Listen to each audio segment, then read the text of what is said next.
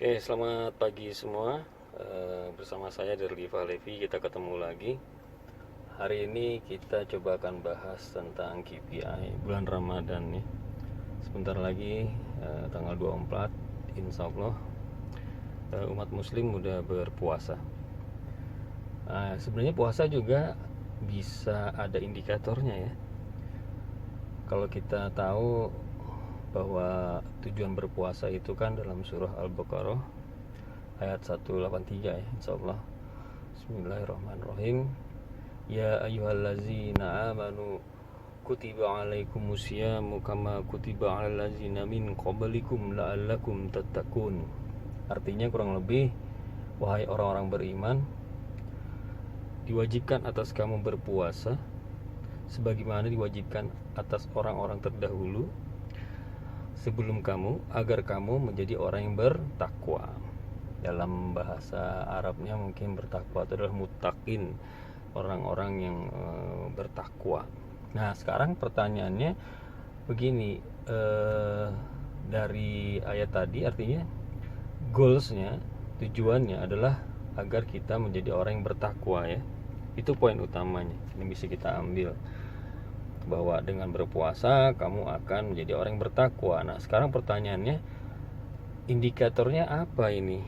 Kalau kita kaitkan dengan KPI dalam manajemen, maka spiritual ini bisa kita kaitkan juga dengan KPI, Key Performance Indicator ya, yang sudah kita bahas sebelumnya. Indikatornya apa saja? Nah, kalau kita lihat bahwa indikator itu kan artinya kan seperti yang dijelaskan di sebelumnya adalah indikator kinerja utama dalam bahasa Indonesianya. Artinya ada indikator utama dan ada indikator yang rutin, artinya yang biasa lah, tapi dia rutin. Nah, kalau kita menjadi orang yang bertakwa, berarti dalam berpuasa itu ada indikator bahwa untuk menjadi orang bertakwa itu kita harus pertama wajib untuk sholat 5 waktu, itu udah pasti. Kemudian kita harus berpuasa, itu udah pasti. Artinya indikator ini kalau dia rajin ibadah, dia rajin berpuasa, maka itu sebenarnya indikator lainnya ya, bukan indikator utama, karena memang tujuannya memang berpuasa salah satunya itu.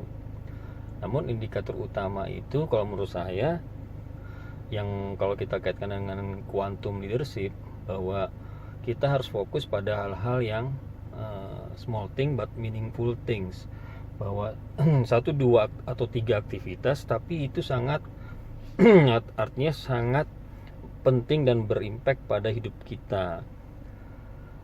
Jadi pada waktu berpuasa kita harus nyeting bahwa indikator saya adalah saya akan sholat tahajud misalnya tiap malam sebelum sahur. Jadi bangun sebelum sahur, saya tahajud dulu.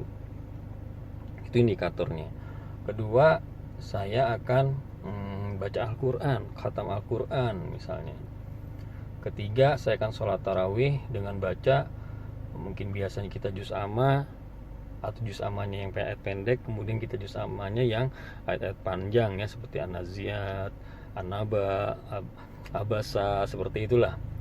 Atau dari juz 1 nih, juz 1, 2, itu adalah indikatornya bahwa saya harus Al-Quran, baca Al-Quran dalam sholat saya juga, tarawih jamaah di rumah bersama keluarga, atau murojaah kajian misalnya. Ini salah satu indikator-indikator utama yang harusnya kita lakukan ya. Sedangkan indikator yang tadi yang saya sebutkan, sholat 5 waktu, itu wajib, memang sudah indikator rutin. Mungkin kalau dalam job desk itu ya, itu adalah job desk kita rutin dalam tiap hari kita lakukan gitu ya, jadi nggak boleh lepas. Jadi itu memang udah rutin, kita nggak fokus sama itu. Yang kita fokus adalah hal-hal lain yang untuk menjadi kita lebih bertakwa kepada Allah gitu ya. Nah, indikator ini menjadi penting untuk dibuat target akhirnya, karena tadi itu kita mau bertakwa seperti apa. Ada yang bertakwanya biasa-biasa saja, ada yang bertakwanya memang luar biasa, seperti para sahabat Nabi misalnya. Mereka tahajudnya misalnya ada yang cuma 2 rakaat, misalnya ada yang 4 rakaat, ada terus sama witir, ada yang sampai 8 plus 3. Tapi ada juga yang cuman 2 plus 1, 2 tahajud, satunya witir, tapi luar biasa khusyuknya. Misalnya dia khusyuk, jadi dia fokus pada yang small thing, yang belum pernah ada sebelum dilakukan atau jarang dia lakukan. Sekarang dia fokus sama itu, fokus pada sholat lain, tapi itu menjadi utama bagi dia, jadi fokus utamanya dia. Sedangkan sholat 5 waktu seperti saya bilang tadi itu menjadi wajib, menjadi suatu yang bukan fokus kita ya, fokus utama kita bukan di situ. Nah, jadi sebenarnya dalam spiritual leadership, khususnya menyambut Ramadan sebentar lagi, kita harus menetapkan nih, agar kita menjadi orang yang bertakwa. Artinya bertakwanya di level yang memang seperti sahabat Nabi lah ya. Kita ingin menjadi seperti beliau, yang mungkin target beliau bukan cuma orang bertakwa, tapi tujuan beliau adalah bagaimana masuk bersama Rasulullah dalam surganya Rasulullah. Jadi levelnya beliau, targetnya adalah berbeda dengan kita yang cuman mungkin tujuan kita menjadi orang bertakwa saja gitu, atau masuk surga, udah nggak apa-apa masuk surga, yang penting aman udah. Tapi kalau para sahabat Nabi kan, dia ingin masuk surganya, tujuan dia surganya Nabi gitu.